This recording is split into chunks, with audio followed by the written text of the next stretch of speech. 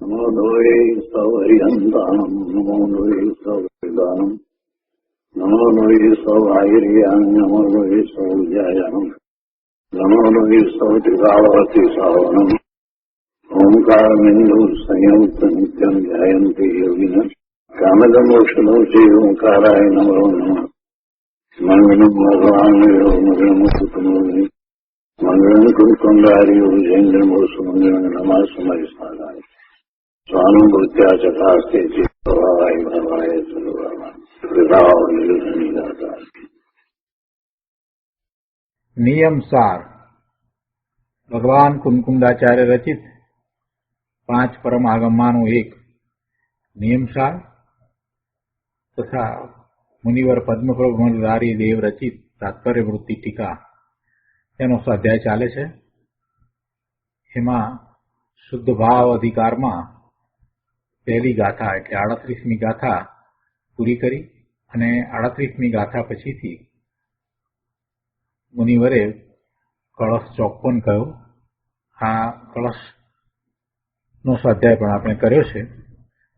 હવે 39મી ગાથા 38મી ગાથાના અનુસંધાનમાં આ 39મી ગાથા છે અને એમાં નિર્વિકલ્પ તત્વના સ્વરૂપનું કથન કરવામાં આવ્યું છે. તો 39મી ગાથા ન ખલુ સ્વભાવ સ્થાનાની ન માન અપમાન ભાવ સ્થાનાની વા ન હર્ષ ભાવ સ્થાનાની ન જીવસ્ય અહર્ષ સ્થાનાની વા.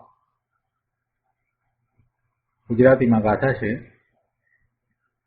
જીવને ન સ્થાન સ્વભાવના માન અપમાન તણા નહીં, જીવને ન સ્થાનો હર્ષના સ્થાનો અહર્ષ તણા નહીં. ગાથાના અન્વયાર્થમાં કહે છે કે જીવસ્ય ખલુ ન સ્વભાવ સ્થાનાની, એટલે કે જીવને ખરેખર સ્વભાવ સ્થાનો નથી.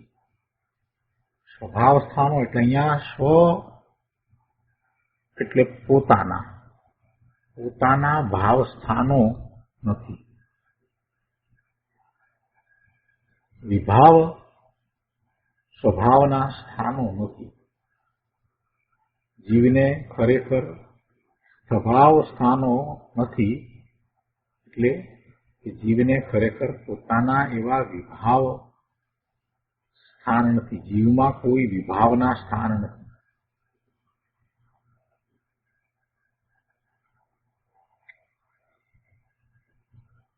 આગળ કહે છે કે ન માનાપમાન ભાવાસ્થાનાની વા ન હર્ષ ભાવાસ્થાનાની વા ન અહર્ષ સ્થાનાની, એટલે કે માન અપમાન ભાવના સ્થાનો નથી, હર્ષ ભાવના સ્થાનો નથી કે અહર્ષના સ્થાનો નથી. ટીકામાં મુનિવર એને વિસ્તારથી સમજાવે છે. નિર્વિકલ્પ તત્વ સ્વરૂપ આખ્યાનમ એક, એટલે આ નિર્વિકલ્પ તત્વના સ્વરૂપનું કથન છે. નિર્વિકલ્પ તત્વ કહો કે આત્મા કહો, શુદ્ધ આત્મા કહો, એક જ વાત છે. આ નિર્વિકલ્પ તત્વના સ્વરૂપનું કથન છે એટલે કે ભગવાન આત્માનું આ કથન છે. શુદ્ધ આત્મ તત્વ એનું આ કથન છે, એની આ વાત છે.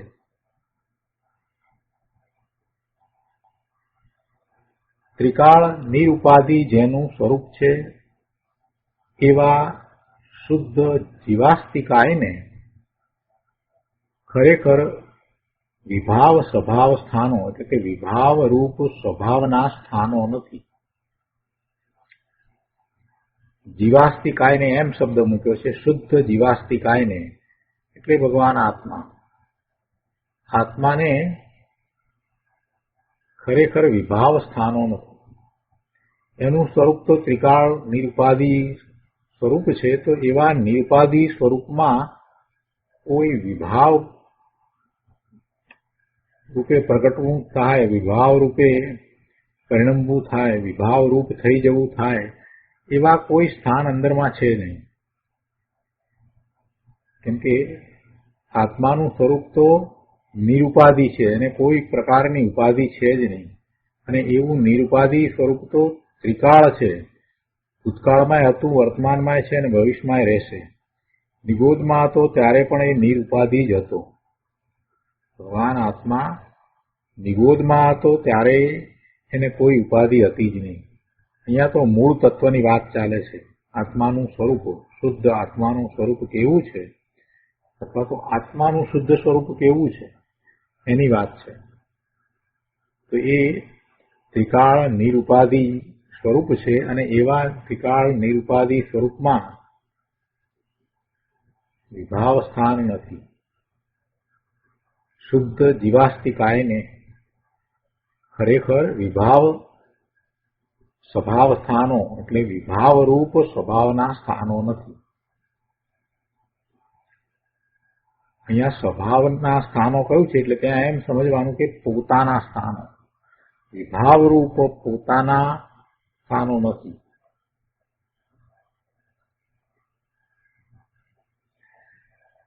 વળી કહે છે કે શુદ્ધ જીવાસ્તિકાયને પ્રશસ્ત કે અપ્રશસ્ત સમસ્ત મોહ રાગ દ્વેષનો અભાવ હોવાથી માન અપમાનના હેતુભૂત કર્મોદયના સ્થાનો નથી. શુભ કે અશુભ, પ્રશસ્ત કે અપ્રશસ્ત એટલે શુભ કે અશુભ, સમસ્ત પ્રકારના રાગ અને મોહ અને દ્વેષ એ બધાનો અભાવ હોવાથી એટલે કે એ આત્મામાં નથી. આત્મામાં શુભ ભાવ નથી, આત્મામાં અશુભ ભાવ નથી, આત્મામાં મોહ નથી, આત્મામાં દ્વેષ નથી. તો એના અભાવને કારણે માન અપમાનના કારણરૂપ કર્મ ઉદયના સ્થાન પણ જીવાસ્તિકાયમાં એટલે શુદ્ધ આત્મામાં નથી.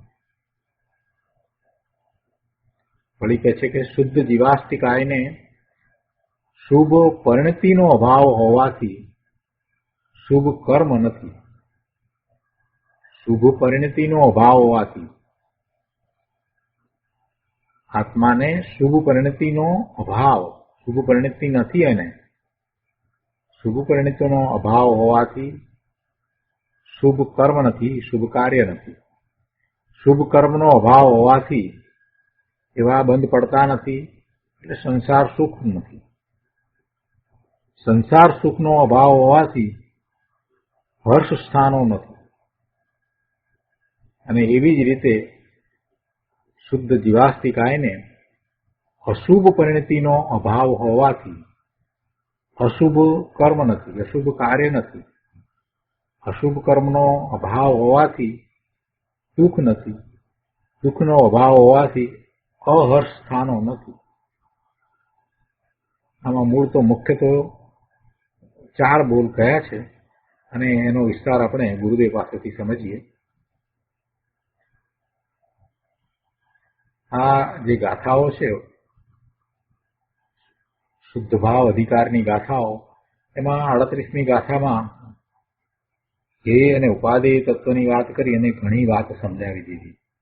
અને પછી એમાં આત્માનું સ્વરૂપ હવે 39મી ગાથાથી શરૂ કરી અને સમજાવે છે.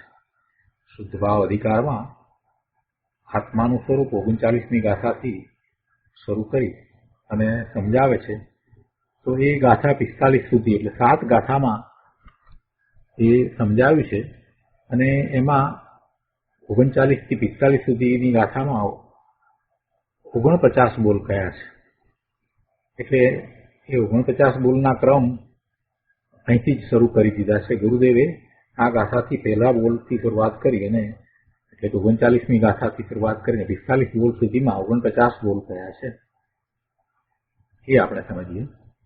પ્રવચન રત્ન ચિંતામણી ભાગ બીજો, પાના નંબર 52, ગાથા 39 ઉપરનું પ્રવચન. શું કહે છે કે આ નિર્વિકલ્પ તત્વના સ્વરૂપનું કથન છે. 38મી ગાથામાં જેને આત્મા કહ્યો હતો તેનું જ આ કથન છે. ત્યાં એમ કહ્યું હતું ને કે એવા આત્માને આત્મા ઉપાદેય છે એમ કરીને જે વાત કરી હતી તે એ આત્મા જે ઉપાદેય છે એ કેવો આત્મા ઉપાદેય છે તો એનું કથન અહીંયા ચાલી રહ્યું છે. એટલે કે અગાઉ કહ્યું હતું એ જ કથન અહીંયા બીજી રીતે કહે છે. શુદ્ધ ભાવ કહો, નિર્વિકલ્પ તત્વ કહો, કારણ પરમાત્મા કહો કે કારણ જીવ કહો, એક જ વાત છે, એ એકાર્થ છે. તો અહીંયા શુદ્ધ જીવાસ્તિકા એમ શબ્દ મૂક્યો છે. શુદ્ધ જીવાસ્તિકાય, શુદ્ધ જીવાસ્તિકાયને શું છે એમ કરી અને આ નિર્વિકલ્પ તત્વનું સ્વરૂપ સમજાવ્યું છે. આ કારણ પરમાત્માનું સ્વરૂપ સમજાવ્યું છે. ત્રિકાળી નિરુપાધિ જેનું સ્વરૂપ છે, આ પહેલો બોલ. ત્રિકાળી નિરુપાધિ જેનું સ્વરૂપ છે. ભગવાન આત્માનું ત્રિકાળ નિરુપાધિ સ્વરૂપ છે. એને કોઈ ઉપાધિ છે જ નહીં. તેનું સ્વરૂપ જ નિરુપાધિ છે, તેમાં ઉપાધિ છે નહીં. એવા શુદ્ધ જીવાસ્તિકાયને, જો અહીંયા શુદ્ધ જીવને એમ ન કહેતા શુદ્ધ જીવાસ્તિકાયને એમ કહ્યું છે. શુદ્ધ જીવ એમ પણ કહી શકાય, પણ એમ ન કહેતા શુદ્ધ જીવાસ્તિકાયને એમ કહ્યું છે. કેમ કે જીવ અસ્થિ છે, હોવાપણે છે અને કાય પણ છે, એટલે અસંખ્ય પ્રદેશી છે. કાય છે એટલે અસંખ્ય પ્રદેશી છે. તો એવા શુદ્ધ જીવાસ્તિકાયને એમ કરી અને કહ્યું છે કે એવા શુદ્ધ જીવાસ્તિકાયને ખરેખર વિભાવ સ્વભાવ સ્થાનો નથી. સર્વજ્ઞ ભગવાન સિવાય અસંખ્ય પ્રદેશી આત્માની વાત કોઈ બીજા અન્ય મતમાં તો છે જ નહીં. અસંખ્ય પ્રદેશી આત્માનો દેશ છે. એના અસંખ્ય પ્રદેશ, દરેક પ્રદેશને વિશે અનંત ગુણો છે. અને એવા ભગવાન આત્માને ખરેખર વિભાવ સ્થાનો નથી. અહીંયા દ્રવ્યની વાત છે. દ્રવ્યની વાત છે એટલે કે ત્રિકાળ નિરુપાધિ જેનું સ્વરૂપ છે એમ કહીને શરૂઆત કરી. દ્રવ્ય જે ત્રિકાળ છે એની વાત છે. ત્રિકાળ નિરુપાધિ જેનું સ્વરૂપ છે એમ કહેતા જ દ્રવ્યની વાત છે એ સમજાઈ જાય છે. અને એવા દ્રવ્યને શું નથી તો કે એને વિભાવ સ્થાનો નથી. અને નિરુપાધિ જેનું સ્વરૂપ છે એમ કહ્યું એટલે એમાં એ વાત આવી ગઈ કે મૂળ દ્રવ્ય ત્રિકાળ દ્રવ્ય જે રહ્યું છે એની અંદર કોઈ ઉપાધિ નથી. ઉપાધિ બધી પર્યાયમાં ઉપાધિ છે. રાગ છે, દ્વેષ છે, કર્મના બંધન છે, આ બધું પર્યાયમાં. દ્રવ્યમાં ઉપાધિ નથી. દ્રવ્યમાં કોઈ ઉપાધિ નથી. દ્રવ્ય તો ત્રિકાળ શુદ્ધ છે. કર્મના બંધ છે, શુભાશુભ ભાવ છે, આ બધી મલિનતા, એ બધી ઉપાધિ, એ બધું પર્યાયમાં.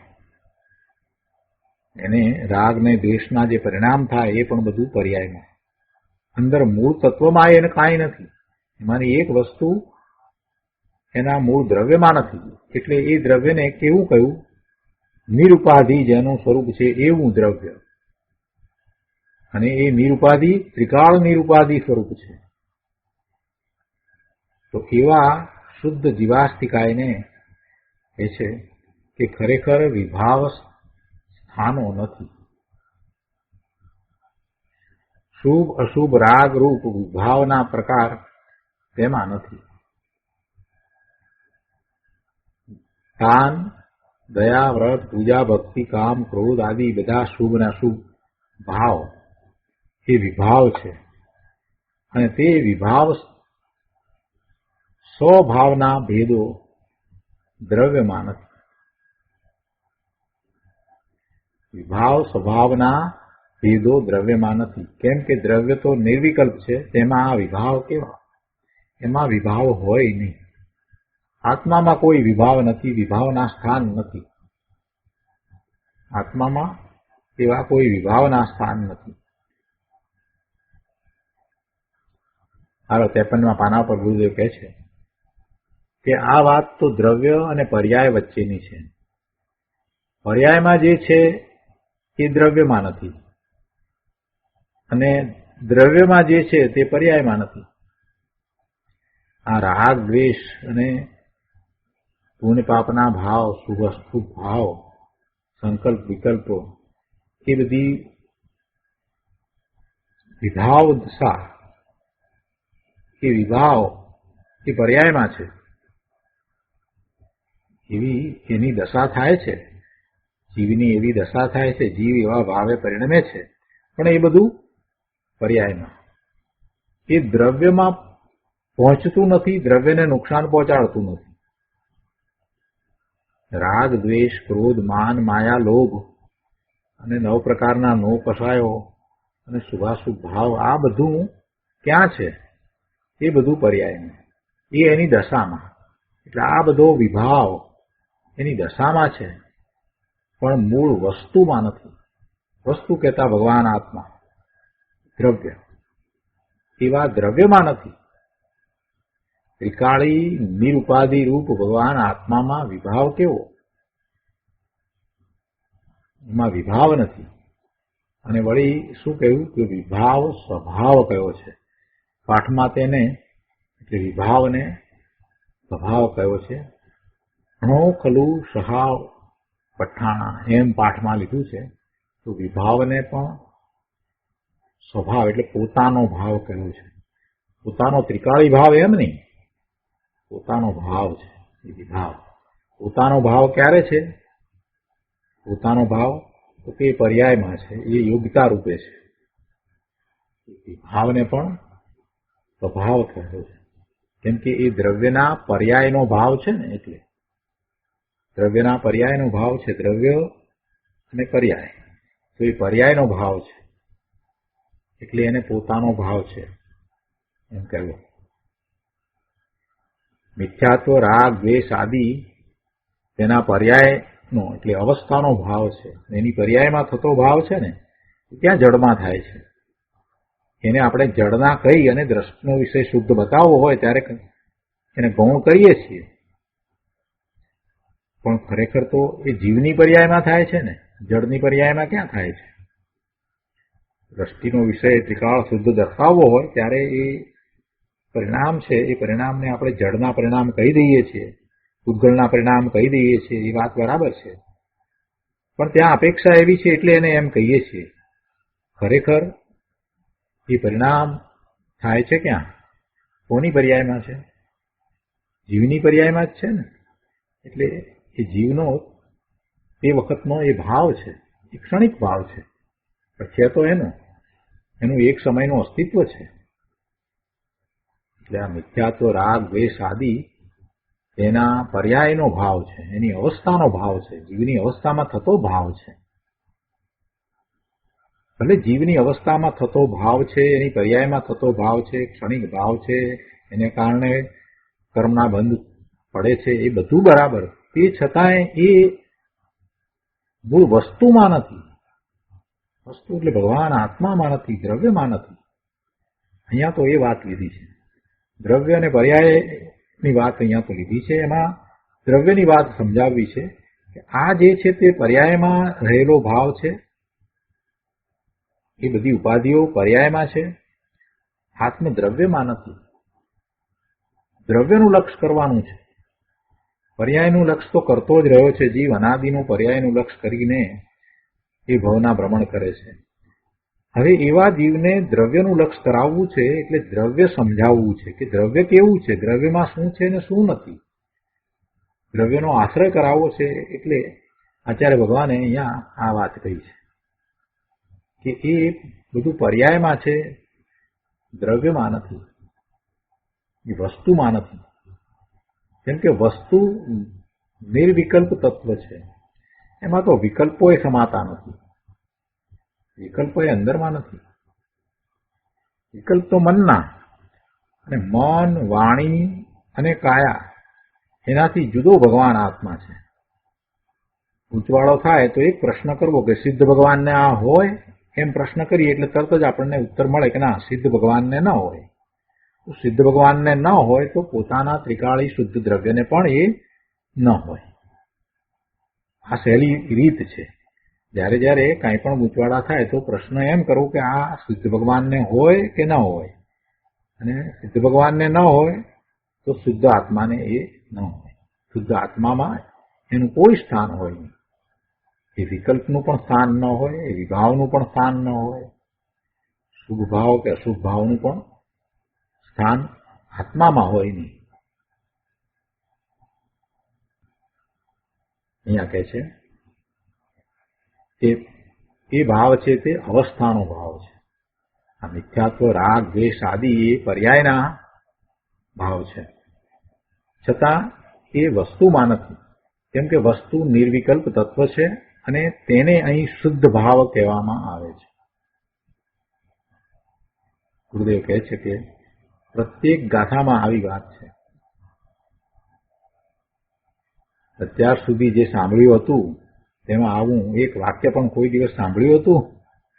ગુરુદેવ આપણને પૂછે છે કે ભાઈ આવું તે ક્યારેય પહેલા પૂર્વે સાંભળ્યું છે? આ તો અદ્ભુત અલૌકિક વાત છે પ્રભુ. જીનવાણીમાં આવેલી વાત છે. સંતોએ એ વાત આપણા સુધી પહોંચાડી છે એ એમનો મહા ઉપકાર છે, અને આપણા પુણ્યનો ઉદય છે કે આપણને એ વાત પ્રાપ્ત થઈ. અહીંયા કહે છે કે વિભાવ સ્વભાવ સ્થાનો એ આત્મામાં નથી. તો એનો અર્થ શું છે કે વિભાવ રૂપ સ્વભાવના પ્રકારો, ભેદો, સ્થાનો, અસંખ્ય પ્રકારના શુભ ભાવ, દયા, દાન, પૂજા, ભક્તિ આદિ બધા શુભ ભાવ પણ વિભાવ ભાવ છે. અરે આ હું ઉપવાસ કરું એવો જે વિકલ્પ ઉઠે છે તે પણ પૂર્ણપણે વિભાવ ભાવ છે. અને એવા વિભાવ સ્વભાવના ભેદો નિર્વિકલ્પ અભેદ એવી ચૈતન્ય મૂર્તિમાં નથી. આ પહેલો બોલ. હું કહ્યું પહેલા બોલમાં શું વાત કરી કે ત્રિકાળ નિરુપાધિ જેનું સ્વરૂપ છે એવા શુદ્ધ જીવાસ્તિકાયને ખરેખર વિભાવ સ્થાનો નથી. આ પહેલો બોલ છે. ત્રિકાળ નિરુપાધિ જેનું સ્વરૂપ છે એવા શુદ્ધ જીવાસ્તિકાયને એટલે આત્માને ખરેખર વિભાવ સ્થાનો નથી. હવે બીજો બોલ. હવે કહે છે કે શુદ્ધ જીવાસ્તિકાયને, હવે દરેક જગ્યાએ શુદ્ધ જીવાસ્તિકાયને એમ કરીને વાત કરી છે, એટલે કે આત્માને. જીવાસ્તિકાય શબ્દ ઉપર આવ્યો એટલે પછી બધે એ શબ્દ લીધો છે. આત્માને માટે અહીંયા એ લીધો છે. શુદ્ધ જીવાસ્તિકાય શબ્દ લેવામાં આવ્યો છે. અસંખ્ય પ્રદેશી એવો પવિત્ર ભગવાન આત્મા શુદ્ધ, શુદ્ધ વત્તા જીવ વત્તા અસ્થિ વત્તા કાય એટલે શુદ્ધ જીવાસ્તિકાય.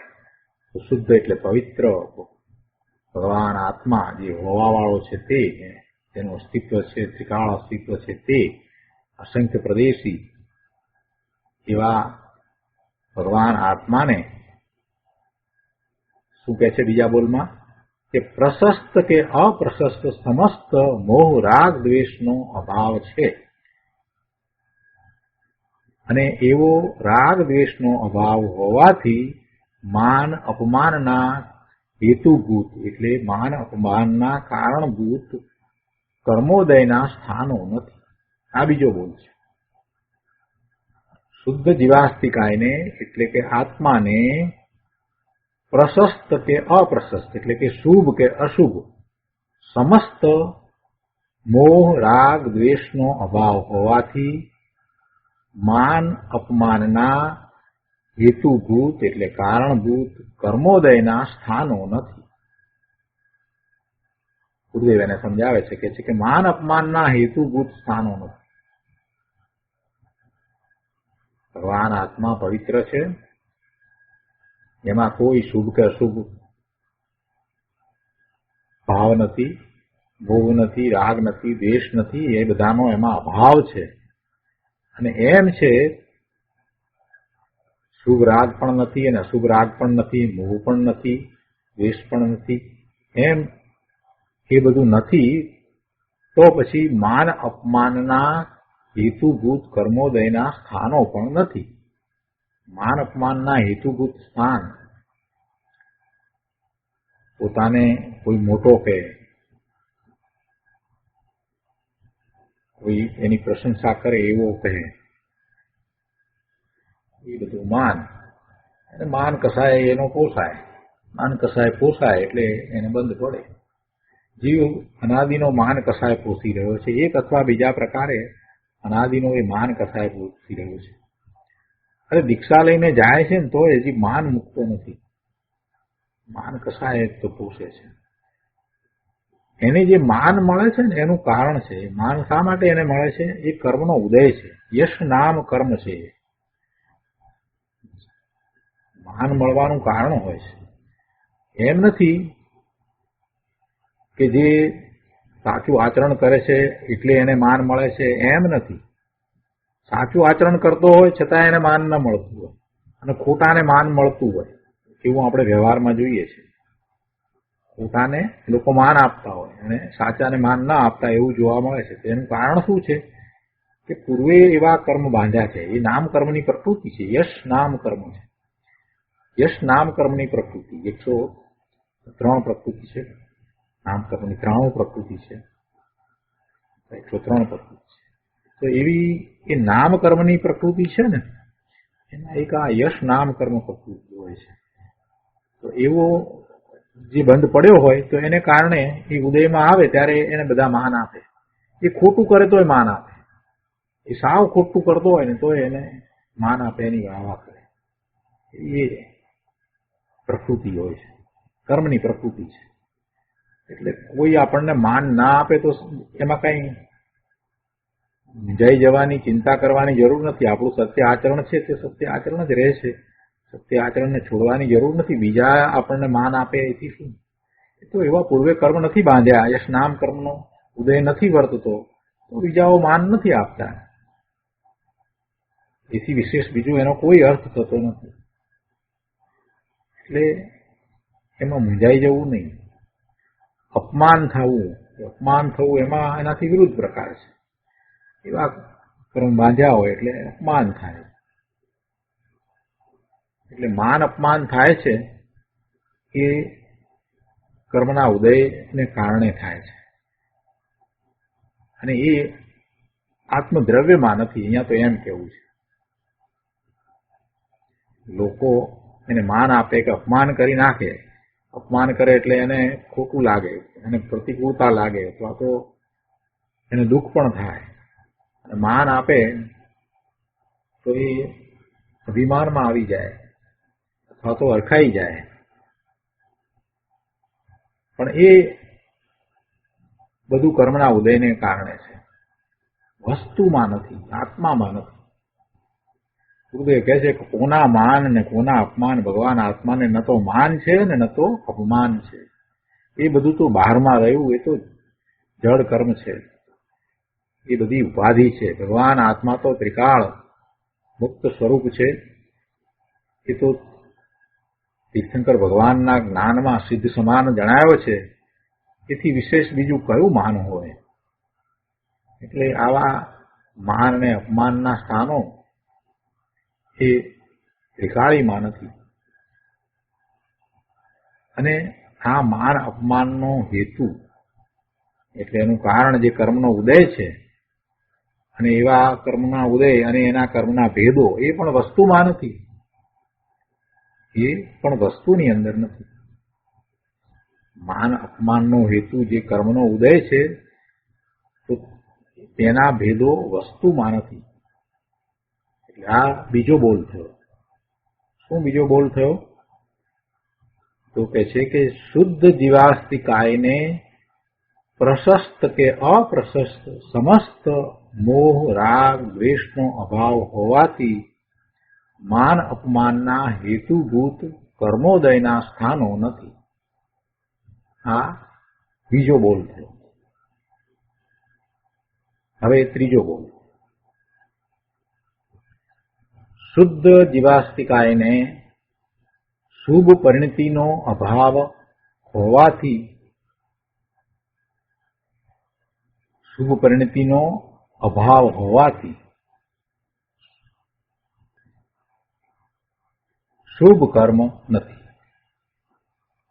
શુદ્ધ જીવાસ્તિકાયને શુભ પરિણતિનો અભાવ હોવાથી શુભ કર્મ નથી, અને શુભ કર્મનો અભાવ હોવાથી સંસાર સુખ નથી, અને સંસાર સુખનો અભાવ હોવાથી હર્ષ સ્થાનો નથી.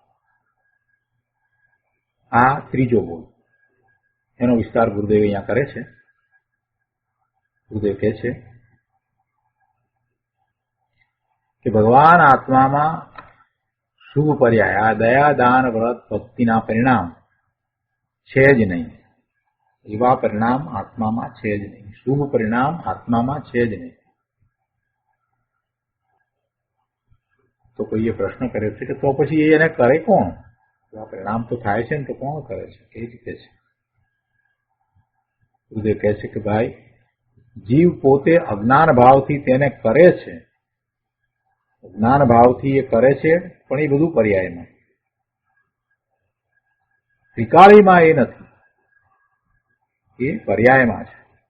જીવ પોતે અજ્ઞાન ભાવથી એવા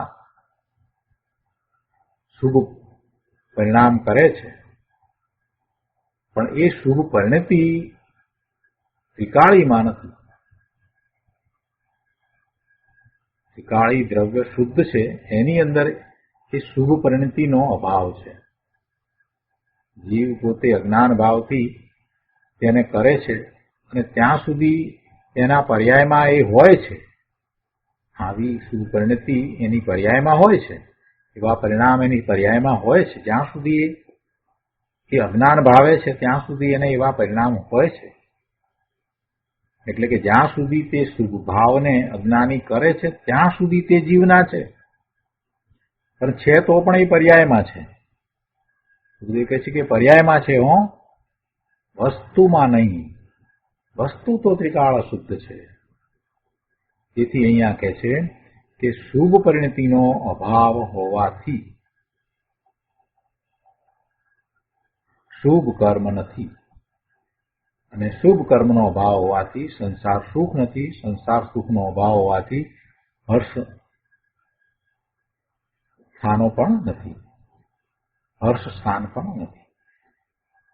વધારે સમજાવતા ગુરુદેવ કહે છે કે આ શુભ પરિણતિની વાત કરી તો તીર્થંકર પ્રકૃતિ બાંધવાનો જે શુભ ભાવ આવે છે એ પણ ભગવાન આત્મામાં ત્રિકાળીમાં નથી, આત્માના સ્વભાવમાં એનો અભાવ છે.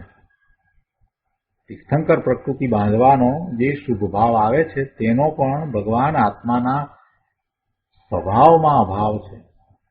ચેતન જ્ઞાન સ્વભાવમાં એનો અભાવ છે, શુભ ભાવનો અભાવ છે. તીર્થંકર પ્રકૃતિ બાંધવાનો જે શુભ ભાવ એનો પણ એમાં અભાવ છે. કોઈએ પ્રશ્ન કર્યો કે તો શું કોઈ આત્મા તીર્થંકર થતો જ નથી? આત્મા તીર્થંકર થતો જ નથી? પ્રશ્ન ફરીથી સમજવા જેવો છે. શું કોઈ આત્મા તીર્થંકર થતો જ નથી? ગુરુદેવે સમાધાનમાં કહ્યું કે આત્મા તીર્થંકર થતો જ નથી. એ તો કેવળ જ્ઞાન પામે છે. આત્મા તીર્થંકર થતો જ નથી. આત્મામાં એવી તીર્થંકર નામ પ્રકૃતિ પણ નથી. તીર્થંકર નામ પ્રકૃતિ એ કર્મની પ્રકૃતિ, એનો આત્મામાં ભાવ છે. અને એવી પ્રકૃતિ બંધાવાનું કારણ શુભ ભાવ, શુભ પરિણતિ, એનો પણ આત્મામાં તો અભાવ જ છે. છતાં એ એને પર્યાયમાં થાય છે. પર્યાયમાં એવા શુભ ભાવ એને થાય છે. શુભ પરિણતિને એ ધર્મનું કારણ સમજતો નથી, એને બંધનું કારણ જ સમજે છે.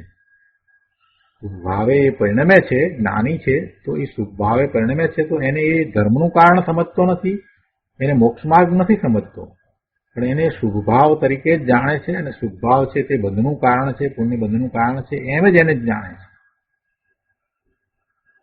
છતાં એવો ઉત્કૃષ્ટ શુભ ભાવ આવે છે તો તીર્થંકર નામ ગોત્ર બંધાઈ જાય છે.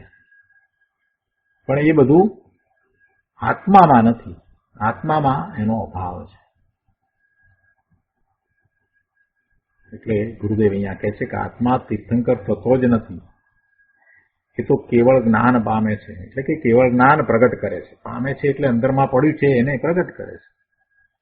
પોતે પૂર્ણ કેવળ જ્ઞાન સ્વભાવી છે ને સર્વજ્ઞ સ્વભાવી છે, તે એવા પોતાના પૂર્ણ શુદ્ધ જ્ઞાન સ્વભાવને પર્યાયમાં પ્રગટ કરે છે. એને પ્રાપ્તિ થાય છે. અને કેવળ જ્ઞાનની પ્રાપ્તિ થાય છે એ દશા આત્માની છે. એવી દશા એ આત્માની છે. પણ આત્માની કઈ કર્મરૂપ દશા થતી નથી. એટલે કર્મના ઉદયના નિમિત્તે આ સમોપકરણ આદિ જે સંયોગમાં છે તો એમય આત્મા થતો નથી. અહીંયા જે કહ્યું ને કે આત્મા તીર્થંકર થતો જ નથી, તો એ તો કર્મની પ્રકૃતિ, તો એ પ્રકૃતિમાં થતો નથી. એવી જ રીતે એ પ્રકૃતિની સાથે જે બીજા સંયોગો છે સમોસરણ આદિ 34 પ્રકારના અતિશયોની આપણે વાત કરીએ છીએ ને, તો એ બધા અતિશયો, તો એ અતિશયો જે છે એનામાં આત્મા થતો નથી. અતિશયો એનાથી જુદા જ રહે છે. એ છત્ર ને આ બધું જે હોય છે ધજા ને બધું, એ બધાથી એ આત્મા જુદો જ રહે છે. તો સમોસરણમય થઈ જાય છે? નથી થઈ જતો. 8 પ્રકારના પતિહારે હોય છે ને, તો 8 પ્રકારના પતિહારે મય થઈ જાય છે? નથી થઈ જતું. પણ એ કેવળ જ્ઞાનમય થઈ જાય છે, કેમ કે એ એનો સ્વભાવ છે. એ કેવળ જ્ઞાનમય થઈ જાય છે, સમોસરણમય થઈ જતો નથી. એવી રીતે તીર્થંકર પ્રકૃતિ, તો એ તીર્થંકર પ્રકૃતિમય થતો નથી. એટલે અહીંયા એમ કહ્યું કે આત્મા તીર્થંકર થતો જ નથી, એ તો કેવળ જ્ઞાનમય થઈ જાય છે. સમોસરણ આદિ એ તો સંયોગની વાત છે. એવું પુણ્ય હોય, એ પુણ્યને કારણે એવા સંયોગો પ્રાપ્ત થાય છે. પૂર્ણ ફલા અર્હંતા, એટલે કે પુણ્ય હોય તો અર્હંત પદ સંયોગ મળે. અર્હંત પદ મળે એટલે કે સંયોગ મળે. પણ તેથી કરીને એ સંયોગરૂપ જીવ થતો નથી. જીવનો પર્યાય સંયોગરૂપ થતો નથી. એની પર્યાય કેવળ જ્ઞાનમય થઈ જાય છે. જીવની પર્યાય પૂર્ણ જ્ઞાનમય સર્વજ્ઞમય થાય. પણ એ પેલા સંયોગો છે એ સંયોગમય એની પર્યાય થતી નથી. એ સમોસરણ આદિ તો સંયોગ છે, અને એ સંયોગમાં આત્મા આવ્યો જ નથી. સંયોગ એનાથી જુદા જ રહ્યા છે. સંયોગ જુદા અને આત્મા જુદો. સંયોગમાં આત્મા ક્યાંથી આવે?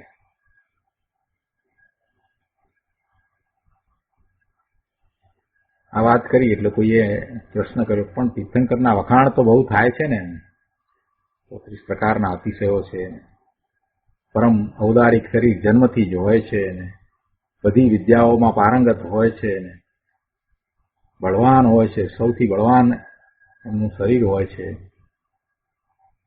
આ બધી વાતો હોય છે ને, બધા અતિશયોની વાત હોય છે. એમનો જન્મ થતાં જ નરકના જીવોને પણ ફાતા પહોંચે છે. તો એ બધા અતિશયોની વાત કરવામાં આવે છે. તીર્થંકર ભગવાનની વાત કરીએ ત્યારે એમના અતિશયો દ્વારા વાત કરીએ છીએ. પણ જરાક વિચાર કરવો કે શું આ અતિશયો છે એ ભગવાનનું સાચું સ્વરૂપ છે? ના, ભગવાનનું સાચું સ્વરૂપ એ નથી. તો એવું પુણ્ય છે, તો પુણ્યના કારણે છે, અને એ પુણ્ય તો ભગવાનનું એમના આત્માથી જુદું છે. એ પુણ્ય છે એની મહત્તા છે કે પ્રભુ કેવળ જ્ઞાન પ્રગટ કરે છે એની મહત્તા છે? લોકો બિચારા આ સમજતા નથી. અતિશયોને કારણે પ્રભુની મહત્તા સમજે છે. એમ નથી સમજતા કે પોતાનું પૂર્ણ શુદ્ધ સ્વરૂપ છે. અનંત જ્ઞાન, અનંત દર્શન, અનંત આનંદ, અનંત વીર્ય, અનંત સુખ, અનંત સ્વચ્છતા, અનંત નિર્મળતા, અનંત પ્રભુતા, આ બધું જે અંદરમાં જે પડ્યું છે એ અનંતપણે છે. તો એ અનંતપણે પ્રગટ થાય છે. એ અનંતપણે બધું પ્રગટ થઈ જાય છે, એ એમને પ્રાપ્ત થાય છે. એ મહત્તા છે. તીર્થંકર ભગવાનની મહત્તા તો એ છે. આ કઈ અતિશયો મહત્તા છે? અને એ દરેક આત્મામાં અંદરમાં તો પડ્યું જ છે, અંદરમાં પડ્યું છે. એટલે એની વાત અહીંયા ગુરુદેવે કરી છે કે તીર્થંકરના વખાણ તો બહુ થાય છે. એટલે શું, એ તો પુણ્યની અપેક્ષાએ વાત કરી છે. એ 34 પ્રકારના અતિશયો એની અપેક્ષાએ એ બધી વાત કરી છે. કેમ કે પુણ્યની 42 પ્રકૃતિમાં આ તીર્થંકર નામ ગોત્રની એ જે પ્રકૃતિ જે છે તે ઊંચામાં ઊંચી છે. એટલે પ્રકૃતિની અપેક્ષાએ બધા વખાણ થાય છે. બાકી ખરેખર તો તીર્થંકર સિવાયના જે કોઈ કેવળ જ્ઞાન પામે છે તે બધાય પણ ગુણની અપેક્ષાએ તો સરખા જ છે. સામાન્ય કેવડીમાં અને તીર્થંકર ભગવાનમાં કોઈ ફેર નથી. ગુણમાં શું ફેર હોય? અનંત ગુણ એમના છે તો આમના પણ અનંત ગુણ છે. અને અનંત ગુણ બધા જ પ્રગટ થયા છે. પર્યાયમાં એ પ્રગટ થયું છે. અનંત સામર્થ્ય પર્યાયમાં પ્રગટ થઈ જાય છે. કેવળ જ્ઞાન, કેવળ દર્શન, અનંત આનંદ, અનંત વીર્ય, અનંત સુખ બધું પર્યાયમાં પ્રગટ થઈ જાય છે. એવી દશાને એ પામે છે. એ તો બધાની સરખી જ છે. જે કોઈ કેવળ જ્ઞાન પામે છે તે પણ પૂર્ણ આનંદમાં છે. અને તીર્થંકર ભગવાન પણ પૂર્ણ આનંદમાં છે. કેવડી ભગવાન પૂર્ણ આનંદમાં છે. એટલે બધાને આપણે અરિહંત પરમેશ્વર કહીએ છીએ અને નમસ્કાર પણ એવા અરિહંત ભગવાનને કરીએ છીએ.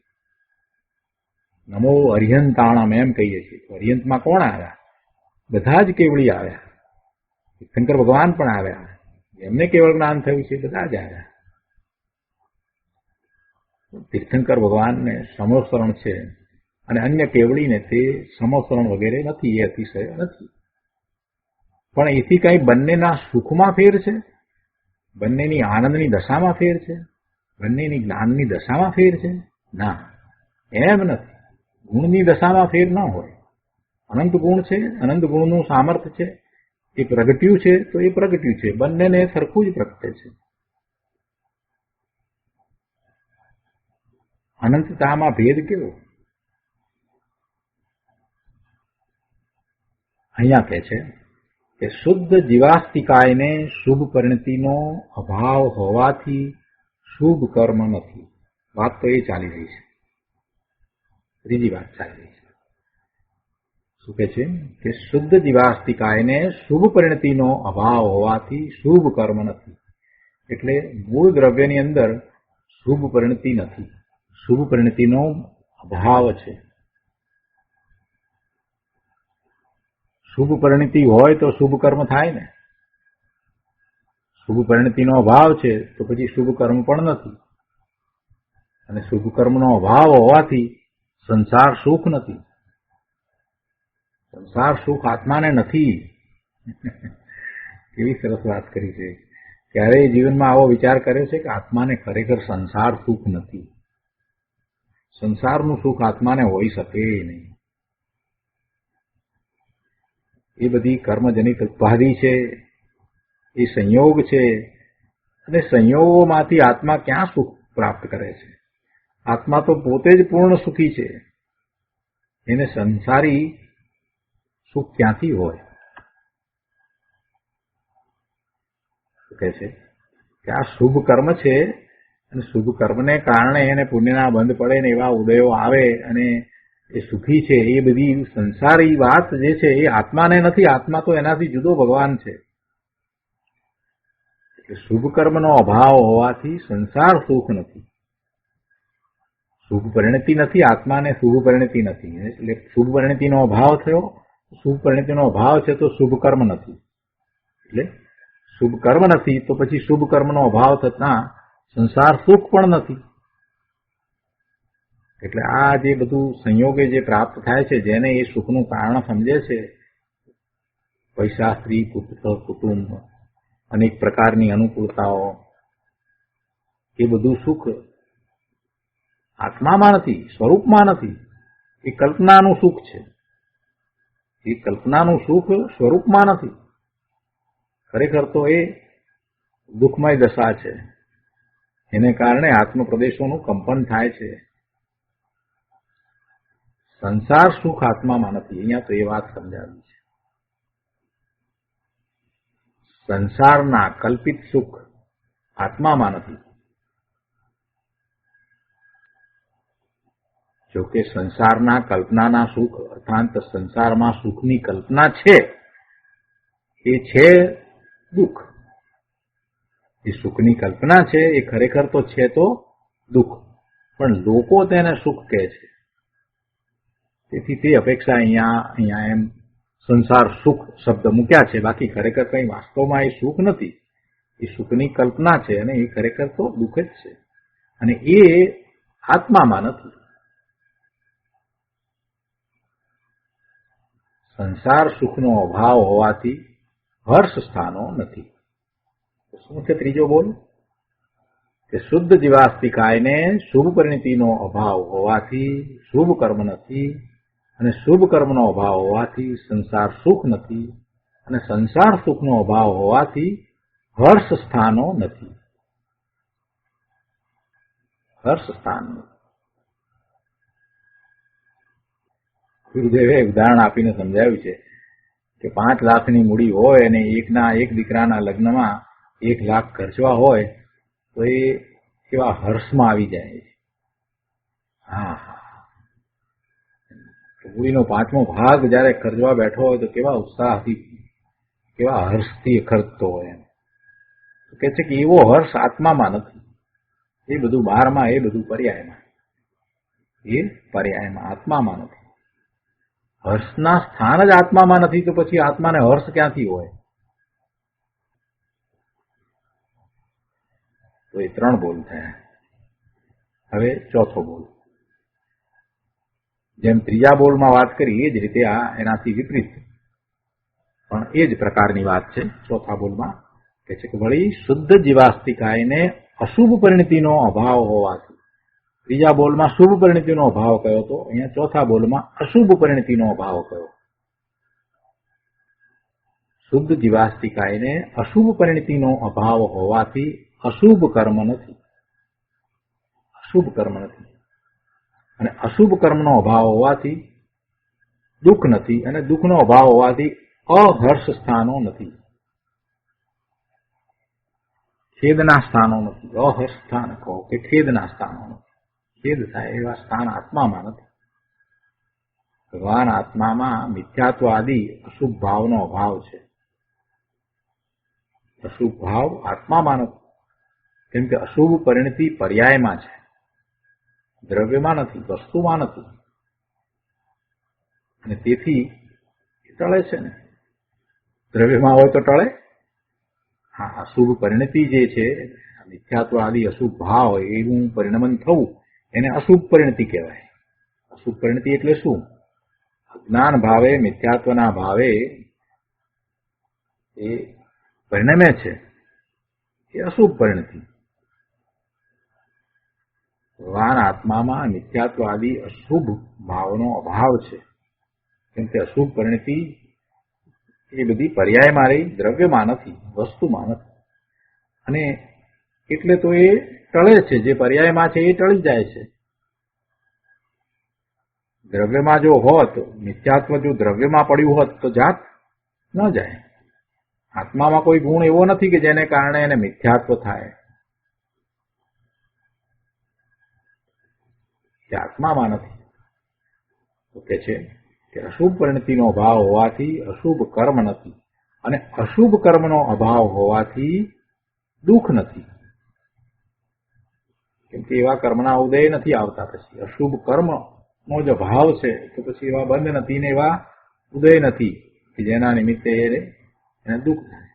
એટલે અશુભ કર્મનો અભાવ હોવાથી દુઃખ નથી. આ કોની વાત ચાલે છે?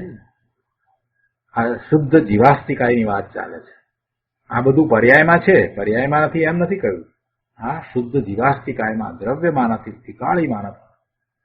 એટલે કે છે કે શુભ કર્મનો અભાવ હોવાથી શુદ્ધ જીવાસ્તિકાયને દુઃખ નથી, ને દુઃખનો અભાવ હોવાથી અહર્ષ સ્થાનો નથી, ખેદના સ્થાનો નથી, શોકના સ્થાનો નથી.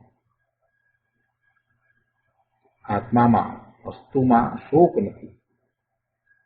એ ખેદ, શોક, માની લીધેલું દુઃખ એ બધું પર્યાયમાં છે. એ બધું પર્યાયમાં છે. એટલે પર્યાયમાં એક પછી એક બદલાતી પર્યાયની અંદર એ હોય, પણ એ પર્યાયનો નાશ થતા એ ચાલ્યું પણ જાય. એટલે એના ફક્ત તેના પર્યાયમાં એ શોકને ઉત્પન્ન કરે છે. બાકી વસ્તુમાં એ ક્યાં છે? વસ્તુ તો ત્રિકાળી શુદ્ધ છે. હર્ષ અને અહર્ષના સ્થાનો આત્મામાં નથી. આવું જે નિર્વિકલ્પ ચૈતન્ય તત્વ છે તે જ ઉપાદેય છે અને તે અનુભવ કરવા લાયક છે, એમ અહીંયા કહેવું છે. તો આમાં 4 બોલ કયા, અને એ 4 બોલ દ્વારા આત્માનું સ્વરૂપ સમજાયું અને એ ઉપાદેય છે એ વાત પણ સિદ્ધ કરી છે. એ જ ઉપાદેય હોય, બીજું કાંઈ ઉપાદેય હોય. જે પર્યાયમાં છે એ બધું દ્રવ્યમાં છે એના કરતા જુદું છે. જે દ્રવ્યમાં છે તે પર્યાયમાં નથી, અને જે પર્યાયમાં છે તે દ્રવ્યમાં નથી. એટલે ઉપાદેય તો ત્રિકાળી ધ્રુવ છે, પર્યાય ઉપાદેય નથી. એવી નિર્મળ પર્યાય થયું હોય ને તો પણ તે ઉપાદેય નથી.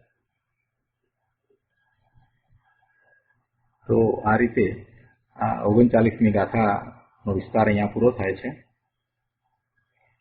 હવે 39મી ગાથા પછીથી મુનિવરે કળશ 55માં કયો છે એ આપણે લઈએ છીએ. 39મી ગાથાની ટીકા પૂર્ણ કરતા ટીકાકાર મુનિરાજ શ્લોક કહે છે. શ્લોક 55. પ્રીત્ય પ્રીતિ વિમુક્ત શાશ્વત દે નિહ શેષતોન્મુખ નિર્ભેદોદિત શર્મન્મિત વિભાંગ તાવાત્મનિ ચૈતન્ય અમૂર્ત પૂર્ણ વ કુશે પ્રેક્ષાવતા ગોચરે બુદ્ધિમ કિમ ન કરોસી વાંછસી સુખમ ત્વમ સંસ્કૃતે દુષ્કૃતે.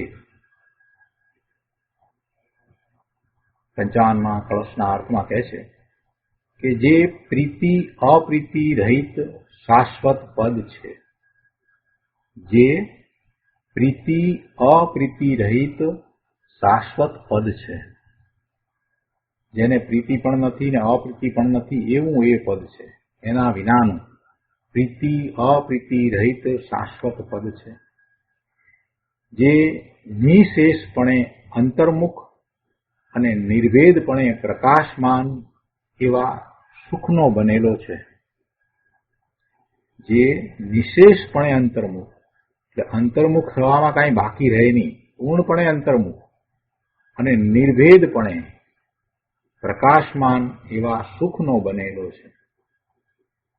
જે નભમંડળ સમાન આકૃતિવાળો અર્થાંત નિરાકાર અરૂપી છે. નભમંડળ એને આકાર નથી, અનંત આકાશ છે, એનો કોઈ આકાર નહીં. એટલે એ કહે છે કે જે નભમંડળ સમાન આકૃતિવાળો અર્થાંત નિરાકાર અરૂપી છે. ચૈતન્ય અમૃતના પૂરથી ભરેલું જેનું સ્વરૂપ છે. ચૈતન્ય અમૃતના પૂરથી ભરેલું જેનું સ્વરૂપ છે. જે વિચારવંત ડાયા પુરુષને ગોચર છે, એવા આત્મામાં તું રુચિ કેમ કરતો નથી અને દુષ્કૃત રૂપ સંસારના સુખને કેમ વાંચે છે? મુનિવરે બહુ સુંદર કળશ મૂક્યો છે અને ગુરુદેવે એનો ઘણો વિસ્તાર કર્યો છે. એનો વિસ્તાર કરતા ગુરુદેવ પ્રવચન રત્ન ચિંતામણી ભાગ બીજો પારણ નંબર 55 ઉપર કહે છે. શ્લોક 55 પરનું પ્રવચન એમાં કહે છે કે જે પ્રીતિ અપ્રીતિ રહિત શાશ્વત પદ છે. એટલે શું કે નિત્ય આનંદ સ્વરૂપ ધ્રુવ ભગવાન આત્મામાં પ્રીતિ કે અપ્રીતિ કાંઈ પણ છે નહીં. પ્રીતિ એટલે રાગ, અપ્રીતિ એટલે દ્વેષ એ આત્મામાં નથી. એવો ભગવાન આત્મા છે. અનાદિ અનંત અને એક સમયના પર્યાય વિનાની વસ્તુ કે જે ત્રિકાળ ધ્રુવ ચૈતન્ય બિંબ છે તે ઉત્પાદ વ્યય વિનાની છે. જો પર્યાયની વાત નથી, પર્યાયને ગૌણ કરી અને મૂળ વસ્તુની મુખ્યતાથી વાત કરી છે. એટલે કહે છે કે એવા ભગવાન આત્મામાં રાગ નથી, દ્વેષ નથી, એની આદિ નથી, એનો અંત નથી, અવિનાશી ચીજ છે જે પલટતી નથી અને જે એક સમયની પર્યાય વિનાની વસ્તુ છે. એમાં પલટવું નથી, એક સમયનું કાંઈ નથી. એમાં જે છે તે ત્રિકાળ છે. એમાં જે છે તે બધું ત્રિકાળ છે. અનંત ગુણ છે તો અનંત ગુણ પણ ત્રિકાળ એવા ને એવા રહ્યા છે. એમાં કાંઈ વધઘટ થતી નથી. જે ત્રિકાળ એવું ને એવું રહે છે. એટલે કહે છે કે જે ત્રિકાળ ધ્રુવ ચૈતન્ય બિંબ છે તે ઉત્પાદ વ્યય વિનાની છે. એવી એ ચીજ છે, એવી એ વસ્તુ છે. અને એમાં પ્રીતિ અપ્રીતિ નથી. ઉત્પાદ અને વ્યય એ તો પર્યાયમાં રહ્યા. તત્વાર્થ સૂત્ર 5મા અધ્યાયમાં 30મું સૂત્ર છે. ઉત્પાદ વ્યય દ્રવ્યુક્તમ સત.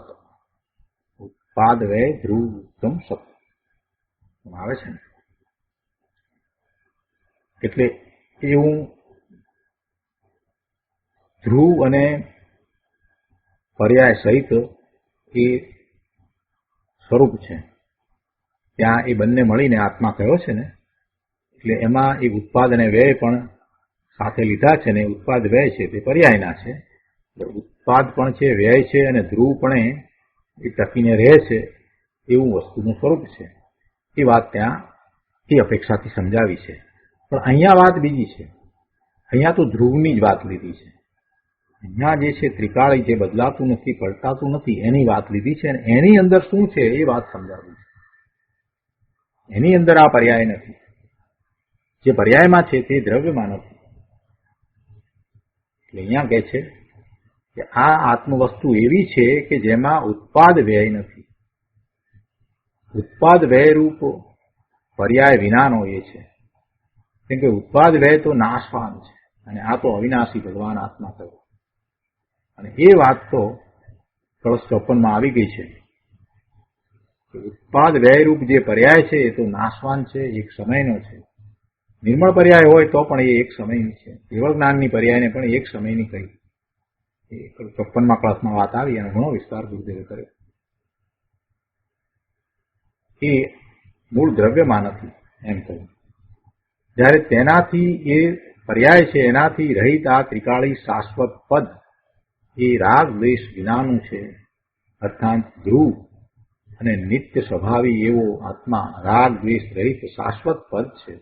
અને તેમાં દ્રષ્ટિ કરવા જેવી છે. અને એમાં દ્રષ્ટિ કરતા નિર્મળ પરિણામ થાય છે. સમ્યક દર્શન, સમ્યક જ્ઞાન, સમ્યક ચારિત્ર્યના પરિણામ થાય છે. તો જેને સમ્યક દર્શન પ્રગટ કરવું હોય, જેને ધર્મ પ્રગટ કરવો હોય, તેણે આ શાશ્વત પદમાં દ્રષ્ટિ મૂકવા જેવી છે. નિમિત્તની બુદ્ધિ છોડી, રાગની બુદ્ધિ છોડી અને એક સમયના પર્યાયની પણ બુદ્ધિ છોડીને ત્રિકાળી દ્રવ્યની બુદ્ધિ કરવા જેવી છે. અને તેનું નામ ભગવાન સમ્યક દર્શન કહે છે. તો આજનો સ્વાધ્યાય અહીંયા સુધી રાખીએ છીએ. કળશ 55નો વધુ વિસ્તાર આપણે આવતી વખતે લઈશું. હવે સુખધામ બોલીએ. સુખધામ અનંત સુસંત ચરી દિન રાત રહે તદ ધ્યાન મહી પ્રકાંતિ અનંત સુધામય જે પ્રણમુ પદ તે